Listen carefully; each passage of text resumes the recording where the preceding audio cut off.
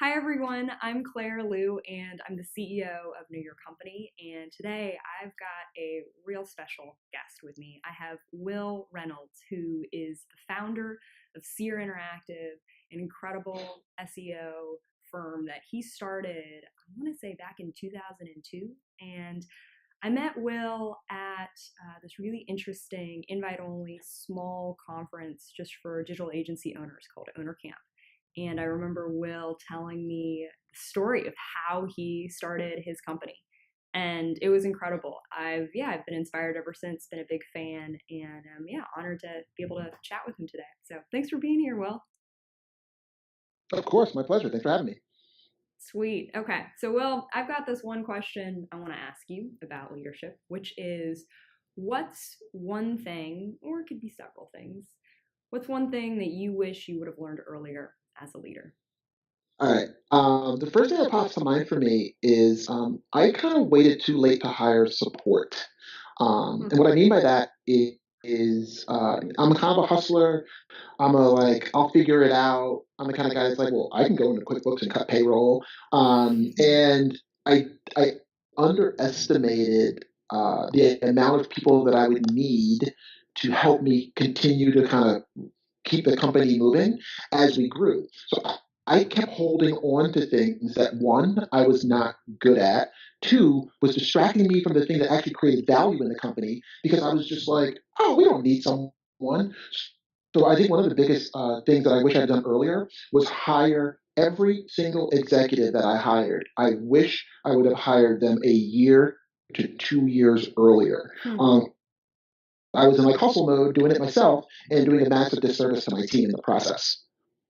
Wow. Yeah. No, I, being a business owner myself, growing the business, I can absolutely relate. It's like when you get that person in who you're like, oh, I could totally do this myself, and they start doing it for you. It's like the world changes. Was there for you Seriously, like someone? Yeah. Oh, sorry. Keep going. I was gonna say, like when I was cutting payroll, like there'd be just dumb shit would happen. Like I would uh I would forget that Monday was a holiday. So Hmm. then all of a sudden I'd be like, oh, I'm gonna cut payroll on this day, and it'd be like, you can't cut payroll that day. And then I'm like, oh crap, people aren't gonna get their checks for a week. So then I'd sit there and I would like manual checks out and forget to take the taxes out. So at the end of the year, my team members were getting hit with like taxes owed, and they were like, yo, like dude, you didn't take the taxes out? And I was like, Yeah. oh my God, I'm like messing stuff up. And then that created so much more work for me that took me away from where I drove value in the business. Absolutely. Absolutely. Wow. Well, what else? Well, what else do you wish you had learned earlier? I know when we've talked in the past, you're always sort of sharing all sorts of lessons from building your business. I wish I would have when I was young when I started Sears, so Yeah. I was very naive about um, people. Okay. Uh, I kind of thought that if they were super transparent with people, like we had like open books, open, like people knew like what the company was making and all that stuff. And I kind of built Sear in the vision of all the things I wish every company I ever worked for Hmm. would have done. Because never built Sear if every company I worked for had been a certain way. And I thought, wrongly so, that if I had built the company like that, people would just like want to stay forever. And as naive as that may sound to most of the people that are watching this, like I was naive. And I just thought Hmm. that if you build a company with a certain type of heartbeat and a certain type of ethos and a certain type of openness and transparency and a certain type of sharing and profits, that people would stay forever. Hmm. And by forever, I mean, have an average tenure be 5, 6, 7 years. And it really hurt that I took it way too personally when people would leave early on because I was kind of under this impression that it's like, dude, like, you know how much the company makes. You can see how much you get as a result of our profitability. You can see the kind of things we're trying to do as a company. And like, I didn't really give people the latitude to change their minds about what they wanted to do or to change the fact that they wanted to work at a different place and do the same thing. And I used to take it way too personally. And that used to Hmm. make me a very bad manager early on because I was still figuring myself out at that time. Right.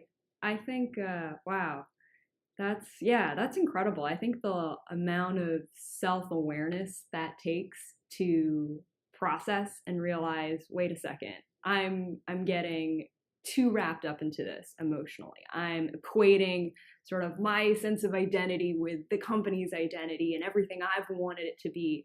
And how I think for a lot of founders, it's almost like popular wisdom when you're building a company that should be the case. You're supposed to put your heart into it, right? A lot of business owners, I think, go into business because they're trying to create a workplace that they wish they had. And you're saying, well, don't get too caught up, because here's the thing. I mean, it sounds like, to your point, like people are going to leave regardless of what you build, regardless of what you're creating. And that's not always bad. I mean, is that how you think about retention? No, Is it's that how not. you think about, keeping folks? It's not as like, oh my God, I need to keep every single person. Or how do you think about that as a leader? It's so interesting because I've evolved on this. Okay. So now I sit with every new employee at SEER and I tell them, I don't care how long you're here. I care about the impact that you have. So Yeah. I was like, because somebody can be in this company for 4 years and not do half the work that somebody in 6 months can do, right? Yeah. Somebody in 6 months can completely rebuild the way that we did something and balance and have more value than somebody who's just been staying doing the same old thing every day for 4 years. So what I tell people is I'm like, before we met, like our trajectories were on different places. Now that we're together, the only thing that matters is that we do something positive for this company while we are together. And I want you to be able to look back at the time that as you leave and we part again, and whether I choose that it's time for you and I to part, or you choose that it's time for you and I to part, we should be able to look back at the time that we were together and know that we had an impact because we worked on something together. And as I always say, if you take care of us as it comes time for you to leave, then we will put you in our alumni network. I will contact other CEOs and people that I know to help you find your next gig. But in order to get there, I got to feel like we've done something great together, and that you're giving me the heads up. And we just recently recorded a video about two of our employees who decided to leave. And so you can really see I've evolved on this one. Now I'm publicly talking about and recording videos about people who came to us and told us, I want to leave this company, and like what that was like, because we want to open more of a dialogue between people when they're kind of feeling it's not the right thing, but yet they're not sure. But they know they can't say that to their companies because there's fear, and we want to try to help companies eliminate some of that fear and make it something that we all talk about. Because if you don't openly kind of start talking about this, you're forcing your team members to lie to you, right? Like, let's call it at the end of the day what it is. When you take a sick day and you're going somewhere to interview for a job, you have just lied. And that is not a value that anybody really enjoys. Nobody enjoys being lied to that I know. So what we felt is like we had to make it a safe place for people to feel like they didn't have to be dishonest. Yes. And they could say to us, you know what, I think my time at SEER is starting to come to an end, and that they weren't going to be mistreated or fired on the spot and unable to pay their bills, which is what was going through their minds about like, well, I'm transparent with you guys about this, and you go, well, fuck you, you're replaceable. Then all of a sudden it's like, I can't do that because then how am I going to pay my bills? Right? So if we want to have that kind of transparent style company, I think it's incumbent on us to kind of show people that, hey, your coworkers, some of them have come to us and said, I don't know where I'm going to go next, but I know it's not going to probably be here. And then watching SEER encourage that, help people with their next opportunity and treat them well, I think that's really important for people to see. I think that's phenomenal. And I honestly, off the top of my head, I can't think of many companies, if any off the top of my head, that think about that transition with such transparency. And to your point, I've definitely, when I used to work for someone, I've definitely gone to interviews and, like you said, called a sick day. Like, and yeah, you're lying. That's the thing. It's like you are giving you're lying. You're giving space for your employees to lie. And what kind of environment does that create, right? I mean, I think for you as an employer, it gives you also this advantage of now you can prepare for that transition instead of being just like super surprised by it. Bingo. Yeah. It's interesting, right? So if somebody goes on an interview and says to us they were taking a sick day, then they're also upset when they're like, oh, well, why is the company doing things that I don't know about it? Well, because we're doing the same thing you do. Right? When you are doing something that you don't want me to know, you run off and just do it and don't tell me. So why am I any different? Right. You know what I mean? And I'm like, no, if we want to be a transparent company, like we were talking earlier about my Medium post, like I had to sit in front of the company and tell them, like, look, this is what happened related to somebody going to a fire us, and here's where my mental state is. Right. Like if I have to. I think as a company, you have to overweight on transparency if you want that much out of your team on it, because they're looking at you and every decision you make. So they're looking at 4, 5, 6, 7 decisions before they feel safe making one thing that says I trust you. Mm-hmm.